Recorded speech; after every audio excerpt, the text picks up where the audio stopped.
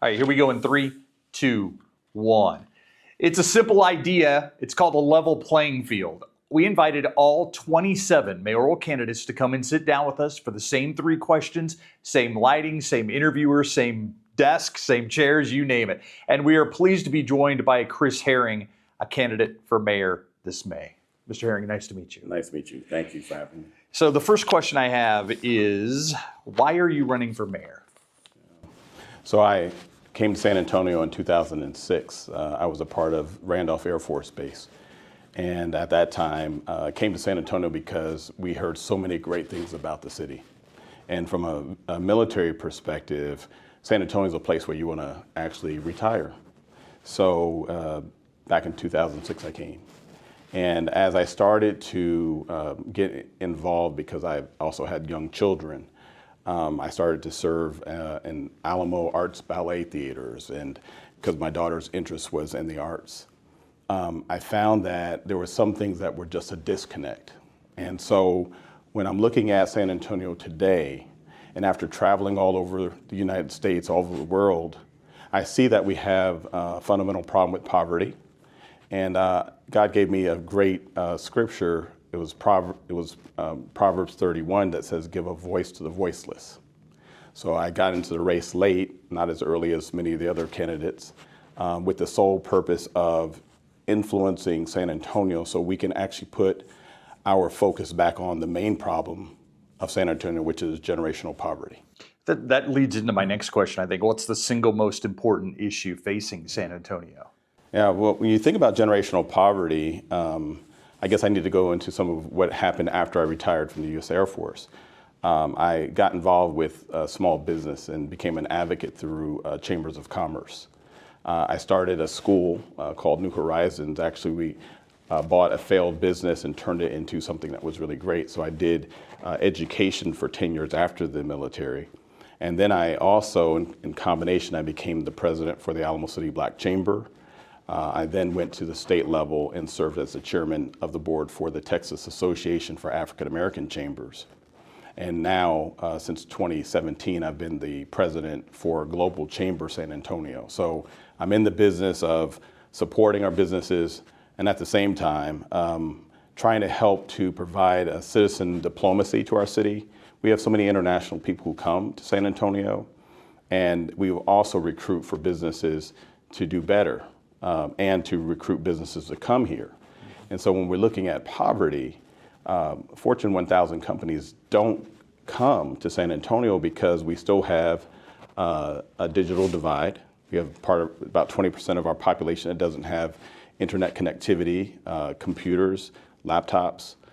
We have a problem associated with women. The city of San Antonio just did a report on the status of women. And you probably wouldn't even believe that there's a 20-year life expectancy difference for a woman who's born on the south side or the east side versus one that's born in the north side. So if we don't see that these types of demographics and things are not attractive to Fortune 1000 companies, San Antonio will remain dependent upon the very few. People will still live in poverty, and that's the cycle that I want to see ended. So I understand now what God said, give a voice to the voiceless.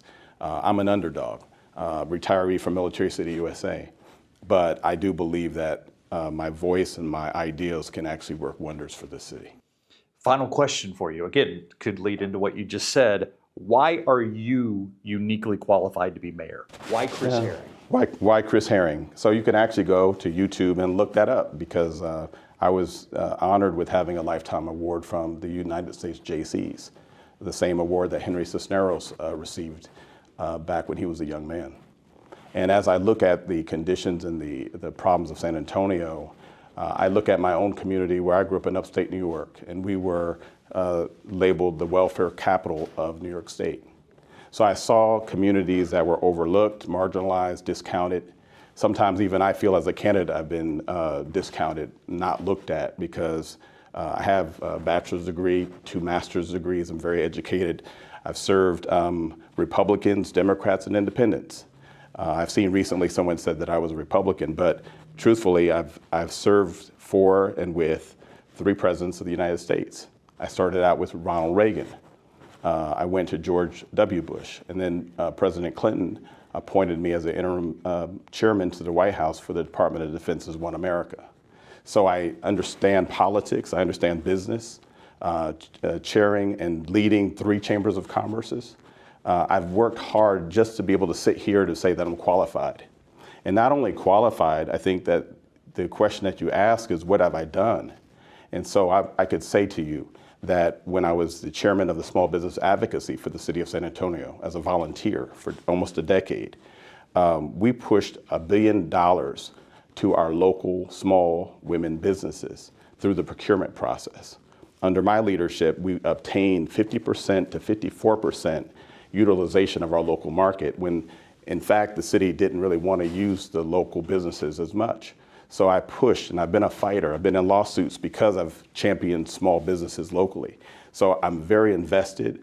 I think that our future is great, but I do believe that as San Antonio is the 7th largest city, we currently rank 30th or 31st in GDP, which means that San Antonio is not living up to its true potential as the 7th largest city in the United States. So I want to shore up the problem of poverty, and I won't do it in my first term, but it's a commitment to manage the city by zip codes, to have a scorecard so people in those 10 worst zip codes from the east to the south to the west can all see the improvements of our city and bring those people to the table because, hey, I felt like I've been discounted. I went to Julian Castro to get appointed to the Small Business Advocacy only because I couldn't get the attention of my councilwoman. And for 10 years, I served with leaders, small business owners, nonprofits. I was the vice president for Goodwill for workforce development, so I understand about the power of work, but I also believe in the power of entrepreneurship. And currently, my wife and I, we sit on boards with the Milan Institute, seeing young people be able to do what they really want to do to be productive. And that's what I want to do. I want to change the average income per household in these 10 worst zip codes, which goes all the way down to $23,000. Who can survive on $23,000? And that's the poverty trap that we are in. That's what I want to solve. And I think I can motivate our local businesses to do more. I can make sure that our local business ordinances are changed to reflect the commitment and get the military City USA community more involved and help veterans in a different way. Great. Chris Herring, it's nice to meet you. Thank you so much. Good luck.